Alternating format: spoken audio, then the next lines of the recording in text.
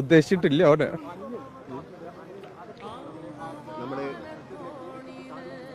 ഞാൻ അപ്പോളേ പറഞ്ഞു ലോറിക്ക് അധികം പരിക്കുണ്ടാവില്ല, ക്യാബിന് അധികം പരിക്കുണ്ട്, ചിന്നിച്ചിതറൂല.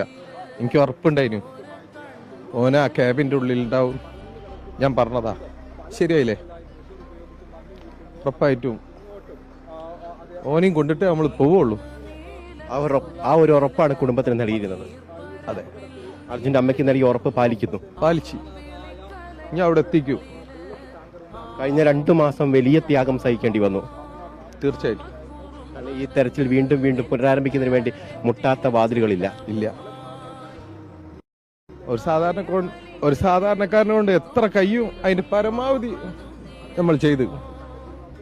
ഒരു ഡ്രൈവറെ കണ്ടെത്തുന്നതിന് എന്തിനു നിങ്ങൾ ഇത്രയേറെ മുന്നോട്ട് ഇങ്ങനെ സമ്മർദ്ദം ചെലുത്തണം എന്നുള്ള ചോദ്യങ്ങൾ പോലും പലവട്ടം നേരിടേണ്ടി വന്നു. സോഷ്യൽ മീഡിയയിൽ തെറ്റായ പ്രചാരണങ്ങൾ നടന്നു.